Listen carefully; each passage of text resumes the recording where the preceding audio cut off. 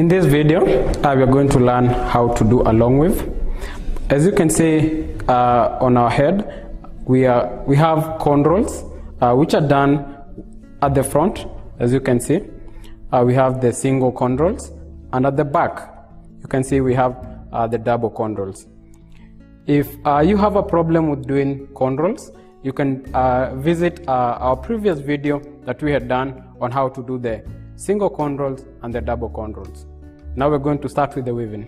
Before we start weaving, I'm going to show you the two different types of weave we are going to use for the back and for the front. At the back, we are going to use, as you can see, the short one, which the color, as you can see, it's 1900, and a piece of color 1 itself. So this is the one that you're going to use to sew or to weave at the back. Let me show you the one that you're going to do it at the front.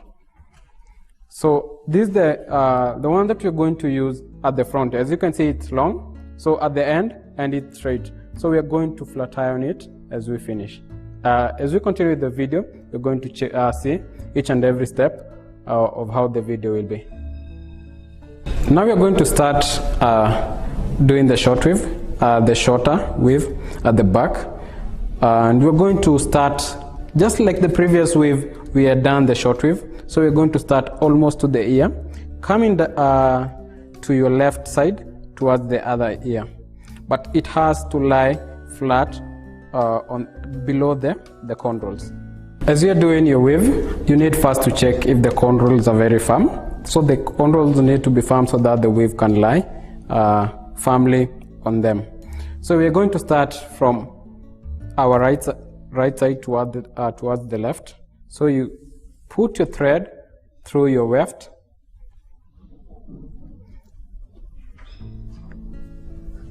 it goes through the control, you go through the weft again into the control,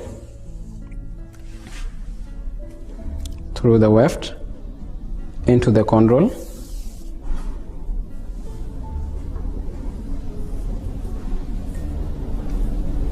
and still you maintain your precautions using the needle. You make sure that the needle is facing towards you, and when you're pulling the needle, you make sure you pull it near there. You hold near the tip, where you can minimize the chances of having an accident, either by pricking yourself or even pricking the client. In an incident where the thread can maybe tie itself as you're doing the sewing. So still the weave needs to lie below the control.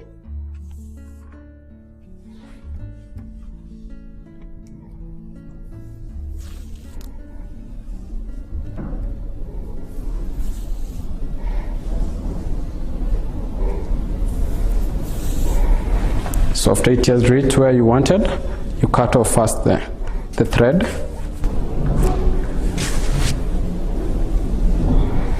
You tie the thread. You take one and one. You knot it twice. And don't tighten it so much so that it may not pull the client's hair. You cut it almost to where the knot is. Don't cut it too far, and not too low to avoid cutting the client's hair. So you almost to the knot where you've knotted. And again, you cut the weave. You continue with the single strand, color 1, on the second line. Still from the ear, you put your needle through the weft, and you make sure that your thread is knotted at the end.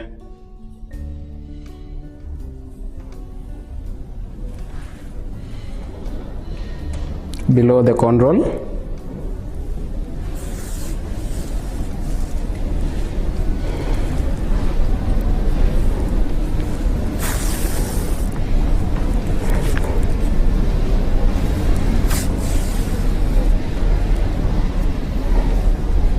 first roll, the weave was going below the control, but now the weave has to go on top of the control, across the head. Still you leave half an inch from the distance between one weft to the other. And you can see this is the same piece that we did cut on the first line. So you don't throw it, you use it still. After you cut it again, you continue using it until it's over.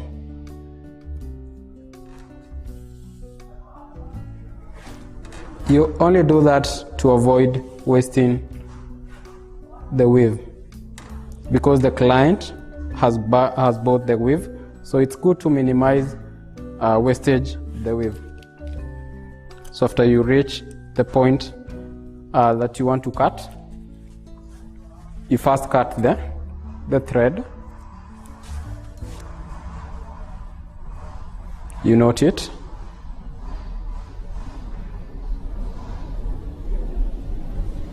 Twice, and then you cut the thread near the knot where you've knotted. Then you cut off the weave. Then you continue with the same process from the same direction, starting from the ear, moving towards the other side. So still the thread, you don't remove it, you knot it. After you've cut it, you also knot it.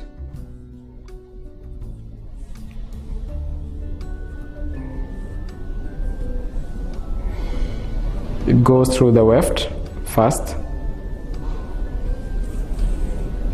then into the control.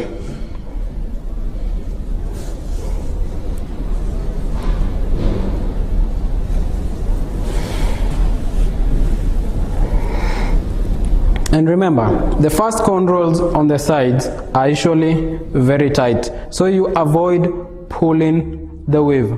Why? Because you're going to stretch the hairs which are on the hairline, and probably the client after 2 days, or maybe at night, she's going to feel some pain and feel like she wants to remove the weave. So you try as much as possible not to pull the weave. You just sew it, but don't pull it.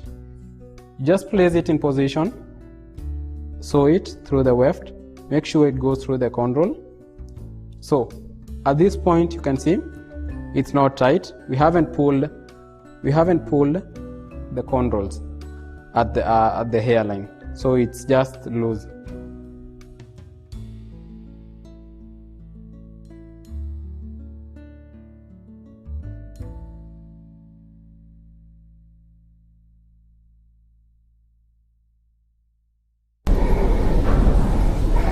So if the thread that you're using can't reach the position that you wanted it to reach, so you'll just have to cut it, knot it there, and then take another thread, put it into the needle and continue with it. So you cut it,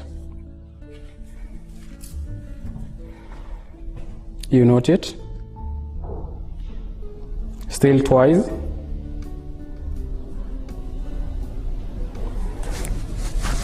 cut the remaining,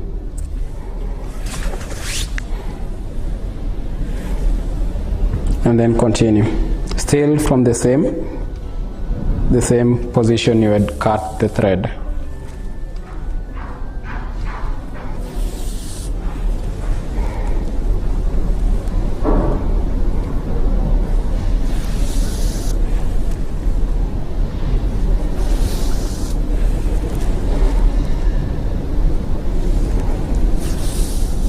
So even the other side, you don't pull the first line which is on the hairline.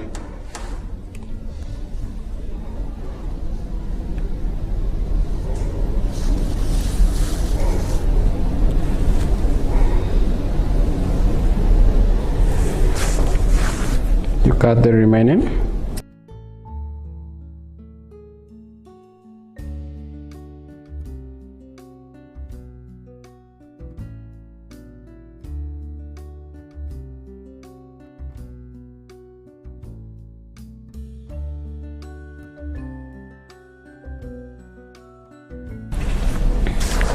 Still this remaining piece, you're not going to throw it, but we can't use it at this position. So we're going to use it in the as we continue the video to balance the wave at some particular point.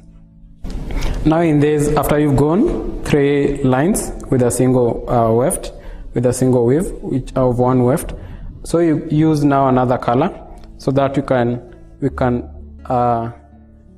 create a different color according to the client's requirement. So still we are going to start from the right side moving towards the left side. So you note at the end.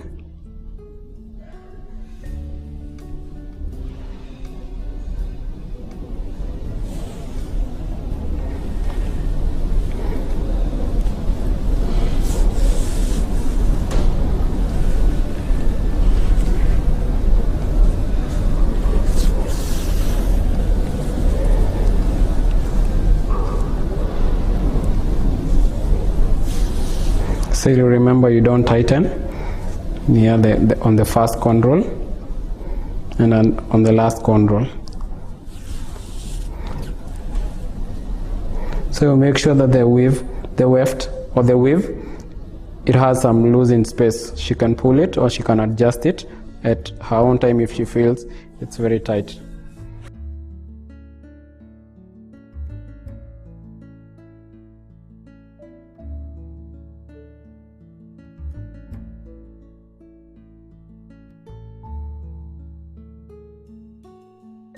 So like for example, you can say from this position to the other control, there is some space, and there is no line that is passing through. So you don't jump and go and come up. No, you go through the weft itself. You only go through the weft until you reach where there is another line.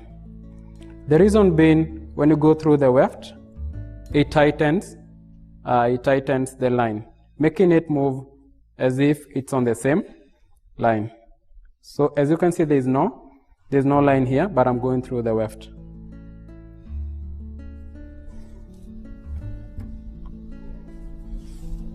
So when you reach where there's a line, so as you can see, it seems as if there was a line on it.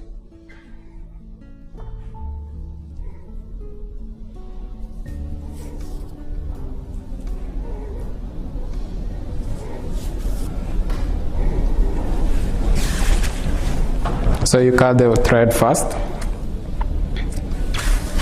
you note it,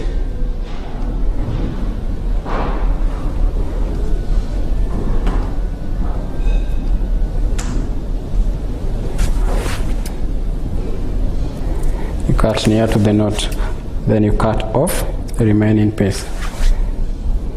As you can see, if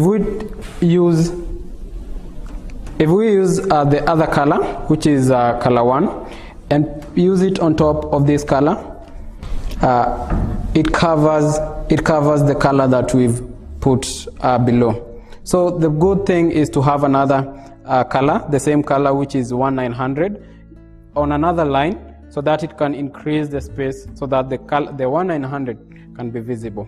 So we are going to use still this is color 1900, still on the same line, so that to make the 1900 visible.